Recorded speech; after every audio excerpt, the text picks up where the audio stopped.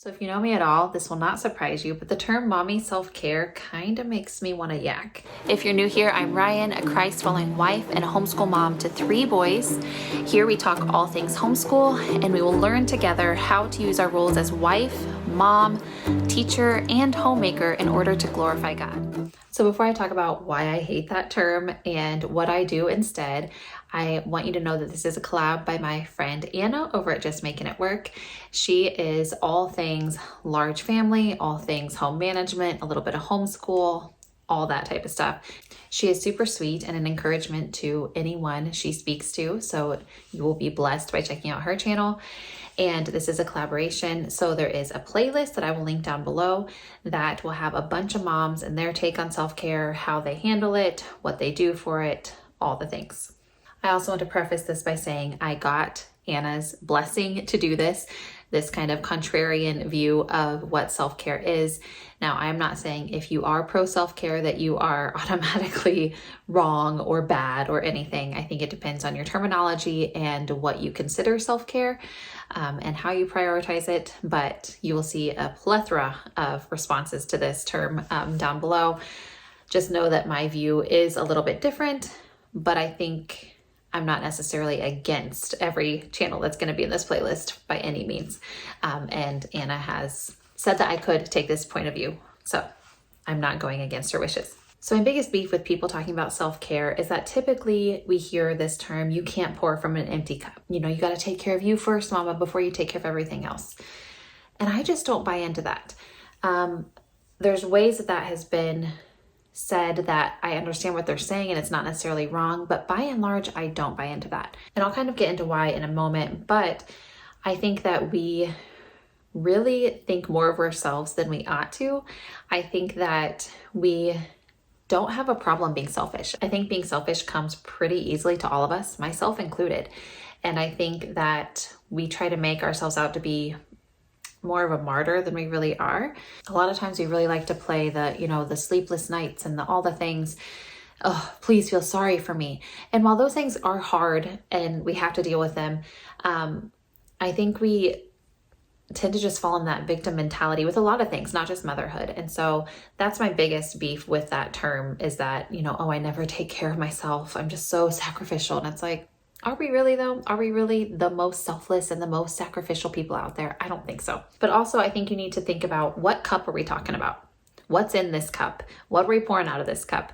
And I think that will kind of determine on if that terminology, that phrase that is used, if that is correct or not. And my first point is, what does it mean to be fulfilled? What does it mean to be filled up, to be ready to pour out? What does that look like to you? So does that look like, I've got my workout in and I've drank all the water and I've gotten 8 hours of sleep and I've had my me time and my nails are done, which guys, my nails are done. I'm not against any of this. Just hear me out. My nails are done. My face looks good. I've done my 7-step beauty regimen and my skin is flawless. I've eaten super healthy all week long. Is that what it means to be fulfilled to you? And I know that sounds really extensive and silly, but there's people out there who really think who really think to take care of others, they have to be taken care of in that way. They really think that they just have to have all those things in order to fully function and be, all that they can be for their families. By and large, that is not the case. I understand that. And while none of those things in and of themselves are that bad, I am fully behind the fact that none of those, not even one of those things has to be done in order for you to be a good mom. You don't have to drink 100 ounces of water a day or a gallon of water a day or 64 ounces of water a day, whatever it is you go by, to be a good mom. You can be a good mom on 2 hours of sleep. Is that what you want to do? No, but you can. You can be a good mom no matter if you, work out an hour 5 days a week or if you work out never. You can still be a good mom. Because in order for us to get this view that those things have to be done, or any one of those things has to be done in order for us to be a good mom, in order for us to be present, in order for us to do everything we're called to do, that's really just selfishness speaking. And we've put our eyes on ourselves and I need this and I need this and I need this in order to do anything you called me to do, God. When really we need to look to Christ and be like, okay, here's what you've called me to do. Here's what I'm working with. You can be enough. You are enough for me to complete this task. No matter how much sleep I've gotten, no matter if I've eaten the right things. No matter if I've eaten at all, you are enough for this task. And to me, this is really clear. In 2 Peter 1, verses 3 and 4, it says, His divine power has granted to us all things that pertain to life and godliness, through the knowledge of Him who called us to His own glory and excellence, by which He has granted to us His precious and very great promises, so that through them you may become partakers of the divine nature, having escaped from the corruption that is in the world because of sinful desire. And you may look at that and go, what does that have to do with motherhood? What does that have to do with, being a stay-at-home mom or a working mom or whatever? Like, what does that have to do with anything? This is all about our calling, our election, our calling to be Christians, our calling to be Christians in every aspect of life, in motherhood, in being a wife, in being a friend, and all these things. His divine power has granted to us all things that pertain to life and godliness. So anything pertaining to life, anything pertaining to godliness, He has given you power for that. Now, that doesn't mean it is wise to never work out, and it is wise to eat like junk, or to never eat, or to purposely stay up all hours of the night doing whatever you want to do and purposely only getting a few hours of sleep at night. That's foolishness, okay? But that doesn't mean that having your checklist of what you prefer to have done, that is not what empowers you to be a good mom. It is the Spirit that empowers you to be a good mom. And anything else that happens on top of that, eating well, sleeping well, all the things, a social life, like that's a big one. Well, I don't have any me time. I don't have any time with my friends. Any of that happens is good and it's a bonus, but it is not a requirement to be a good mom, because the same thing always applies. We are called to obey and we are called to be like Jesus. And that is not conditional on anything. And so my biggest piece of advice for, how do I feel fulfilled so that I can pour out, is stay in your word, pray, and work on your own sin, right? When you see those things come to surface, when you see that selfishness come to surface, when you see pride, when you see envy or anything come to surface, anger, frustration, when you see those come to the surface, cut them out, surrender them to the Lord, and ask for His help to weed those things out of your life, because that is when you're going to be fulfilled. The more and more you become like Christ, the more fulfilled you're going to be, and the more you're going to be able to pour out selflessly. Now, the second thing I want to hit on is, what are you pouring out? So some people, especially in our culture, especially in this day and age, pouring out to your kids can look like spending money on them, which we all have to do, right? That's part of being a parent. But some parents, that's buying the best of the best food, the best of the best clothing, the best of the best, entertainment and gadgets and all the things. This can also be letting them play every single sport that they want to play and take every lesson they want to take. And it doesn't matter if it cuts into our family time. It doesn't matter if it cuts into our worship time. And I have issue with that.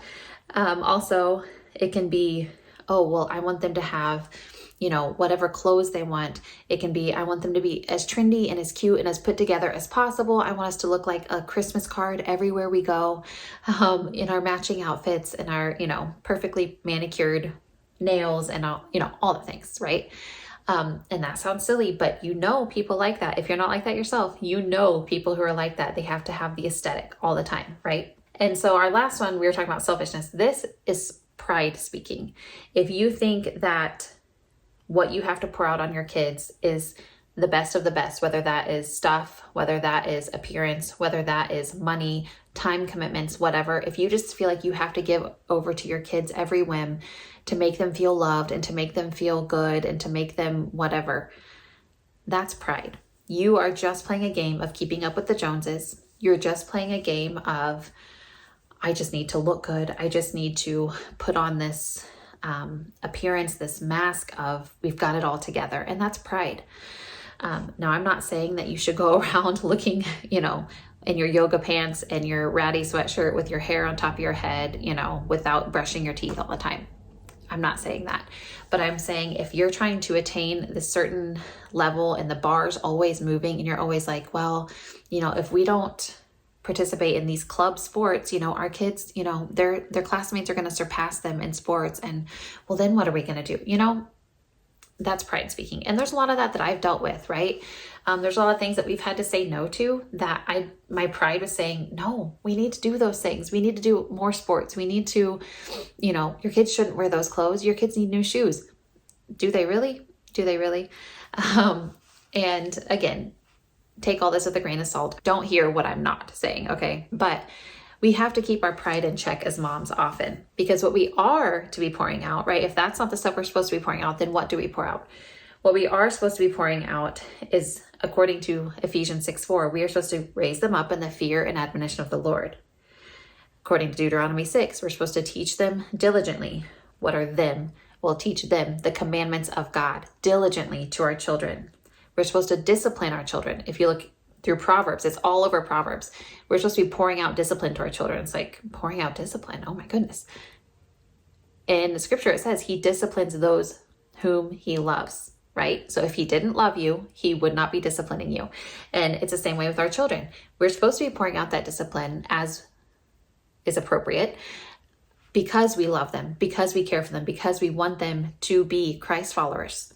Because no matter how much you give them of your time and of your money and of the resources that you have, no matter how much you give them, in the world's eyes, it's never enough, right? You can never do enough. You're never going to be enough in the world's eyes. But also in Matthew 16, it says, what good is it to gain the world and forfeit your soul, right? I know parents who just feel like they have to give the best of the best to their kids. And that's how they show them love. And I understand we love our kids and we want to show them, love as much as possible.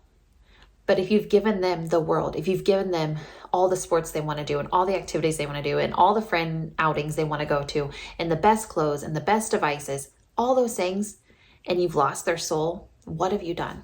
And so may our words, may our time, may our effort be put into teaching them, leading them, loving them, disciplining them, far more and far above the stuff, right? All the stuff that can be okay. There's nothing wrong with playing sports. There's nothing wrong with having gadgets.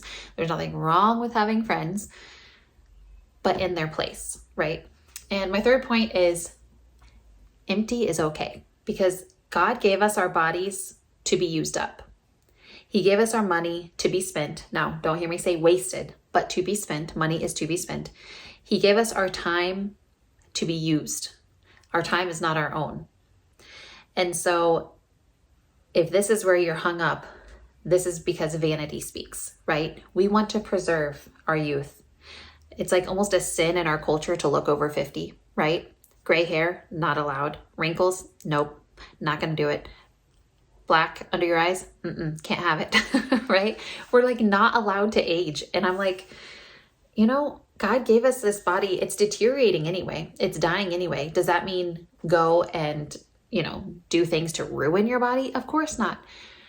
But use it, put it to good works. And if you're focused on, I've got to save every last penny, or I've got to, preserve every drop of youth that I have available, or I have to, save time for me and all these things, that's just vanity. You're focusing on the wrong thing again. So then what do I do? What do I do if I feel empty? What do I do if, I feel like my time is, fleeting, and my beauty is fleeting, and my youth is fleeting, and my money is passing away? What do? We pour more. We give more. And not to be the martyr, but it's because we're giving to Christ. Yes, we're giving to our children. Yes, we're giving to our spouse, but we're doing it as unto Christ, right?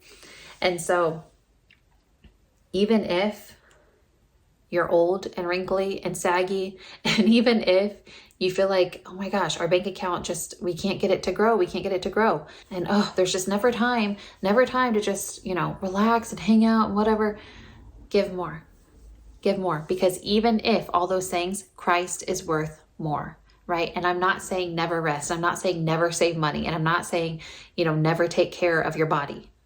I'm definitely not saying any of those things, but I'm saying those aren't the goal, right? A fat bank account, a beautiful face, luxury time on the beach. Those aren't the goal. Those aren't worth anything at the end of your life. You're not going to go back at the end of your time and wish you would have just, done one more workout regimen. You aren't going to wish that you just, spent that little bit of extra money on more beauty stuff.